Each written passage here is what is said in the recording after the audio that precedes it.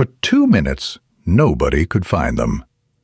Tom Jones and Janis Joplin had walked off a crowded television soundstage in the middle of a taping, slipped behind a wall of black curtain, and stood there alone.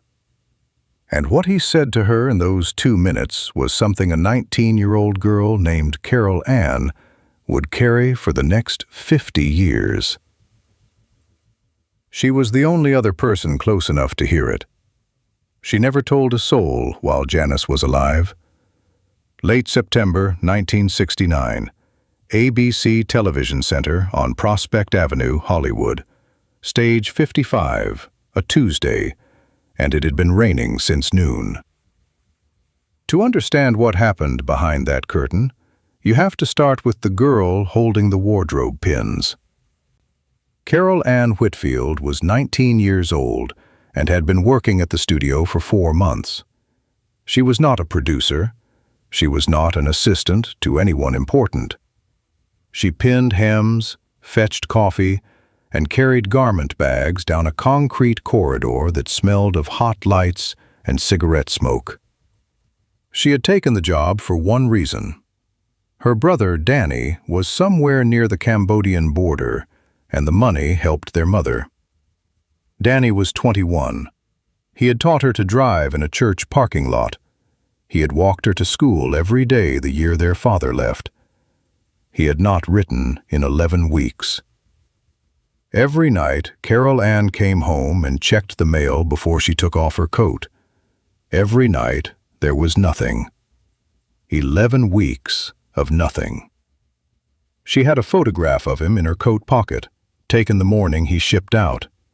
She touched it, sometimes, the way other people touched a rosary. "He's fine," her mother kept saying. "No news is good news." Carol Ann had stopped believing that around week 6. So she worked. She pinned hems and she carried bags, and she tried not to think, because thinking was the enemy on stage 55. And on this particular Tuesday, the wardrobe supervisor handed her a slip of paper with one name on it. "You've got the guest's dressing room today," the woman said. "Go easy. She's nervous." The name on the paper was Janis Joplin. Carol Ann knew the voice. Everyone her age knew the voice. But the woman who opened the dressing room door did not look like the poster on her cousin's wall. Janis was small. That was the first thing. Small and pale under the makeup, with rings on nearly every finger and a bottle sitting on the counter beside a cold cup of coffee. She looked, Carol Ann thought, like someone who had wandered into the wrong party and was waiting to be asked to leave. "They want to change my song," Janis said. She said it to the mirror, not to Carol Ann. "They want me to smile more. They want me to stand still." Carol Ann did not know what to say, so she said the true thing. "I don't think you should stand still." Janis turned around and looked at her. Really looked, for the first time. "How old are you, honey?" 19. "You got somebody over there?" Janis nodded toward nothing in particular, but Carol Ann understood. In 1969, everyone understood. Over there meant one place. "My brother," Carol Ann said. 11 weeks, no letter." Janis was quiet for a moment. Then she picked up the bottle, looked at it, and set it back down without pouring. "Come here," she said. "Help me with this belt, and don't let them make me stand still." That's how it started. A girl with a garment bag and a singer who felt like she didn't belong. 2 people who both, that afternoon, felt like they didn't belong. The number was a duet. Tom Jones and Janis Joplin, "Raise Your Hand," live to tape in front of the studio audience. On paper, it made no sense. He was the polished headliner in the tailored suit, the man Vegas already loved. She was raw, loud, unpredictable, everything network television was afraid of in 1969.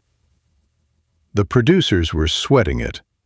Carol Ann heard two of them arguing by the coffee cart about whether the whole thing was a mistake. Then Tom Jones came down the corridor. He did not walk past Janis's door the way the executives did, with a nod and a glance at their watches. He knocked. He stuck his head in. "You're the one they're all frightened of," he said, and he grinned. "Good. Frighten them." Janis laughed, a real laugh, the first one Carol Ann had heard from her all day. They rehearsed it once, and it fell apart. The band was too clean, too careful. Janis kept holding back, waiting for permission that a television studio was never going to give her. Tom stopped in the middle of the second run. "You're singing it like they want you to," he told her. "Don't. Sing it at me. I'll catch it." He told her about Pontypridd, then Pon, the coal town in Wales he'd come out of. The men who worked underground. The way nobody there had expected a boy like him to get anywhere at all. "They wanted me to stand still, too," Tom told her. "Different room. Same thing." They ran it again. It fell apart again. 3 times. 4. Each attempt worse than the last. And then, right before the 5th take, something went wrong in a way that had nothing to do with the music. A page came onto the floor with a message, not for Janis, for Carol Ann. There was a phone call for her at the wardrobe desk. "Family," the page said. It was her mother. Carol Ann's legs went cold. In 1969, a family call to a girl whose brother was over there meant one of 2 things, and only one of them was survivable. She could not move. She stood at the edge of the soundstage with a box of wardrobe pins in her hands, and she could not make her feet work. The lights were hot. The band was tuning. And somewhere across the country, a telephone was waiting with news she was not ready to hear. She thought about the photograph in her coat pocket. She thought about the last thing Danny had said to her in the church parking lot the morning he left. "Keep the car warm for me." She had laughed then. She was not laughing now. 100 people were on that stage, and not one of them was looking at her. She was the smallest person in the room, and the room was about to roll. Janis saw her face. Across the whole floor, through the glare and the crew and the cameras, Janis saw the girl's face change. "Stop," Janis said. "Stop, stop. Hey, what's wrong with her?"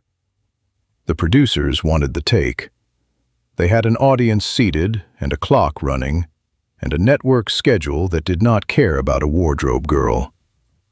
A voice from the booth said they were rolling in 2 minutes. That's when Tom Jones set down his microphone. "No," he said, "we're not." He crossed the floor. He asked Carol Ann one question. "Is it your brother?" And she managed to nod. He did not tell her it would be fine. He did not say no news is good news. He walked her to the wardrobe desk himself, past the cameras, past the seated audience, and he stood beside her while she picked up the phone. Her hand was shaking. She has said, in every telling since, that she remembers the weight of it, how heavy a telephone can feel. Her mother was crying, but it was the other kind of crying. A letter had come. Danny was alive. He had been moved to a base with no mail service for 2 months, and he was alive. and he was coming home in the spring. Carol Ann put the phone down, and her knees gave out, and Tom Jones caught her elbow, and she cried into a stranger's tailored sleeve on the floor of stage 55. And it was Janis who came and took her by both shoulders. "See," Janis said, quiet just for her. "See? You don't stand still. Not ever." Then Janis and Tom walked behind the black curtain together to give the girl a minute to collect herself. And that is where the 2 minutes happened. The 2 minutes almost no one has ever told. Carol Ann, wiping her face, was close enough to hear. She heard Janis say she was tired. Not tired from the day. Tired the way you get tired when everybody wants a piece of you and nobody asks how you are. She said she felt like a lit match, bright and burning down fast, and everyone just wanted to watch the flame. And Carol Ann heard Tom Jones, the Vegas headliner, the man who had every reason to give a polite answer and get back to the take, say something she never forgot. "Then don't burn for them," he said. "Sing for the ones who need it. There's always one of them in the room. You just found yours today." He meant the girl. He meant Carol Ann. Janis was quiet. Then she said, "Yeah." Just that. "Yeah." They walked back out. They did the take. And whatever had been holding Janis back all afternoon was gone. She tore into the song, and Tom went right with her, matching her, laughing with her, chasing her up into the rafters. The studio audience came to its feet. The producers, who had been sweating by the coffee cart, stood there with their mouths open. It became one of the most talked-about performances of the entire series. But not one person watching at home knew why it finally caught fire. Carol Ann knew. Janis Joplin died a little over a year later, in October of 1970. She was 27. She never saw Danny come home, never knew that he did, never knew that the wardrobe girl she'd steadied by the shoulders got married in that same spring and named her first son after a brother who made it back. Danny did come home that spring, thinner and quieter, but home. He lived to be 72. At his funeral, Carol Ann stood up and told the story of the Tuesday the call came, the only time she ever told it in a room full of people, because by then both singers were gone, and it belonged to nobody but her. Carol Ann kept 2 things from that Tuesday. The first was a wardrobe pin, a plain steel pin from the box she'd been holding when the page came for her. She kept it in a drawer for 50 years. She used to say, "A small thing can hold a big day the way a pin holds a hymn. You don't see it, but it's the reason the whole thing stays up." The second was the sentence, "Don't burn for them. Sing for the ones who need it. There's always one of them in the room." She raised 3 children on that sentence. She said it, once, to a young nurse who was crying in a hospital corridor at 2 in the morning, and she watched the nurse straighten up and go back in. In an interview she gave many years later, at 70, a local historian asked Carol Ann why she had stayed silent for so long. "Because it wasn't a story then," she said. "It was 2 people being kind to a scared kid on a bad day. You don't tell that. You just carry it." Then she said the thing the historian used to end the piece. "People remember Tom Jones for the voice. And it was something, that voice. It filled every room he ever stood in. But that afternoon, he didn't sing a note to me. He set the microphone down. That's the part I kept, not the voice. The silence he made room for, so a girl could hear her mother tell her that her brother was alive. She still had the pen. It had gone dull with the years, one end bent where a drawer had closed on it too many times. But she held it in her palm the same way she'd held it that Tuesday, carefully, with both hands, like it might still be worth something. It was. If this one stayed with you, take a moment to subscribe and leave a like. It helps these quiet, forgotten moments find the people who remember them. And tell us, did you ever get a phone call in those years that you were terrified to answer? And what did the voice on the other end finally say? Share it in the comments.